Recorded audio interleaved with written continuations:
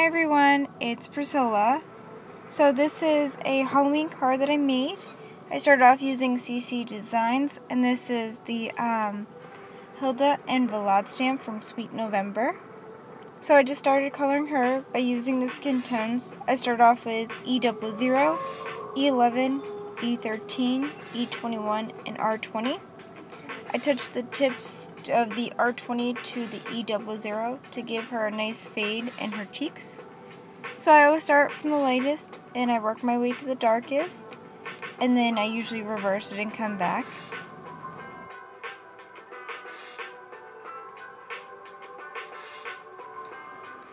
So for the hair, I started off, I used E25, E27, and E29, and then for the darkest, because I had originally just done these original colors and then I wanted more dimension, so I came back again with my E49 and just gave it a little bit more around the edges.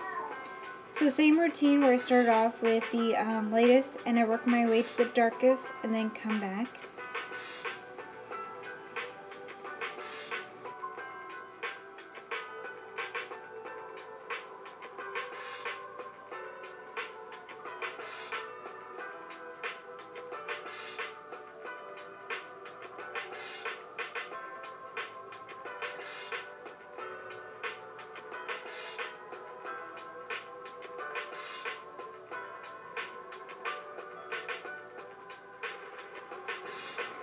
So for her dress, I use the same routine where I go from the lightest to the darkest. I start off with V22, V25, and then I used V17 as my darkest.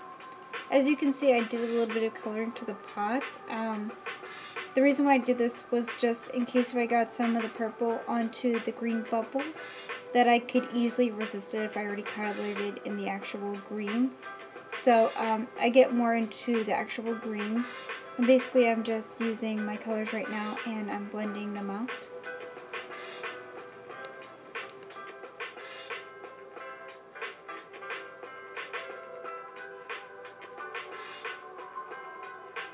So for the hat, I use the same exact color combinations as I used on the dress, but what I did with the hat was I wanted to make it more of a shine as opposed to the dress. I wanted the dress to be more of like a matte, just fabric look. So in order to do that, you just use your Copic markers in a different way and basically you concentrate the shine in one place. So this takes more blending and more time, so as you can see I keep on going back and forth with my colors.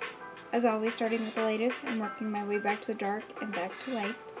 So this did take a little bit more effort though to blend.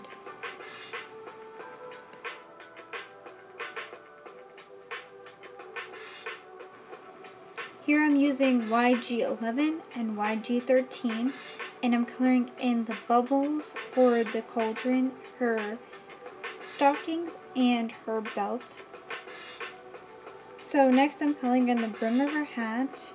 This is starting off with C3. Next color for my shading is going to be C5. And then I use C7. And for the deepest, darkest colors, I use 100.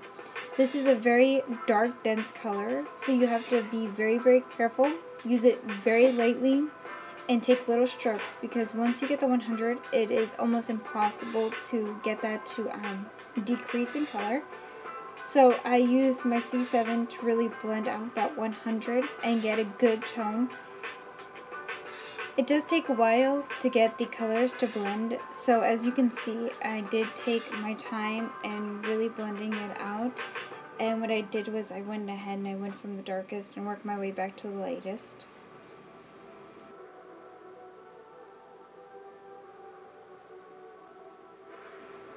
I used the same color combinations as I used on the brim of her hat, and I colored in the cauldron and her shoes with that. And then when I got to the cauldron, I accidentally did a little bit too much of a dark color. So I used my color blender and removed some of the color, so I go back to the cauldron. Next I'm coloring in Vlad, and he's the same exact tones as the brim of her hat, the cauldron. This is using the C3, C5, C7, and 100. So after I'm done coloring Vlad, I make my way back to my cauldron. By now my color splendor has dried, so it makes it easy to use my colors again on it. So I just want to make it look like it's actually a reflective surface as if it was in metal. So I just used my Copics to give it some shine. Now I'm going back into my shoes and I'm just going to give them some more color. Next I'm coloring in her pigtails using the same YG11, YG13. So this is just a sped up version of me cutting out my pieces. So I use a lot of it with my detail scissors. And then when I have a lot of issues getting into some of the little creases, I take my cutting board and an X-Acto knife and I just get into those little spots.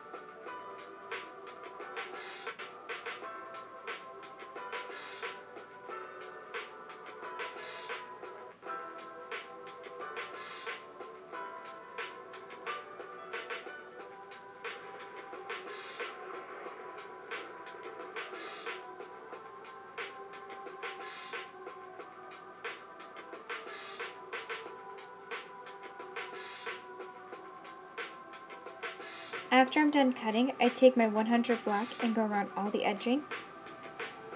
Next, I'm taking my Spellbinders die, my pumpkin circles. And these are the regular circles, and I cut out a center piece to put in the center. Here's my Martha Stewart Iron Gate Fence Punch. Now I'm just distressing everything in black soot. Next, I'm using my Ccdesigns, and this is the pumpkins. And I already did how I want my layout, so now I'm just adhering, so I'm committing to everything at this point. I'm just trying to figure out if, I need to cut anything down. So I'm using my quick dry glue, and I'm going to glue everything into place when it has little details like this.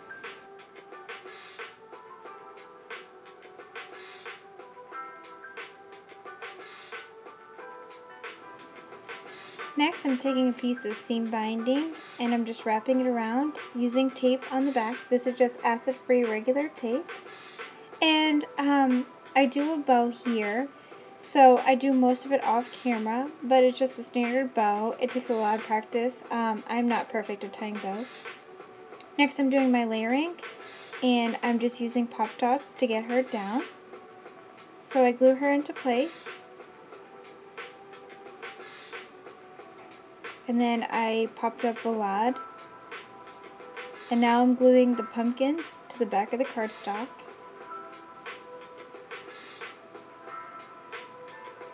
I'm just using my ATG to get everything adhered down, making sure that I line it up properly.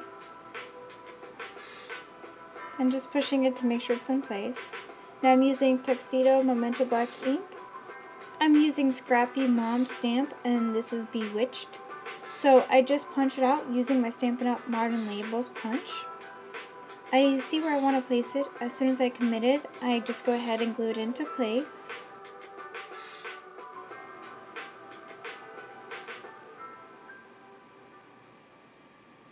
Next, I take that base and I glue it down to my black cardstock. And now for the inside, I've already set it up how I want to do my layout. So I'm just adhering everything down.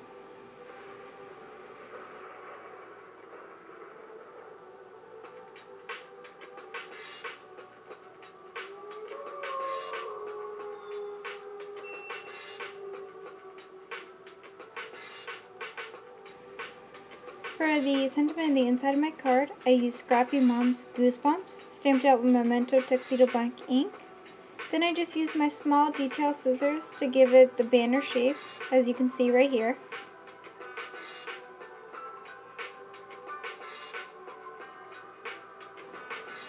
So I'm just finding where I like it, and then I'm going to go ahead and glue it into place. And then that basically wraps up my card. So thank you so much for watching, and this was card number 1, so stay tuned for more. Thanks everyone. Bye.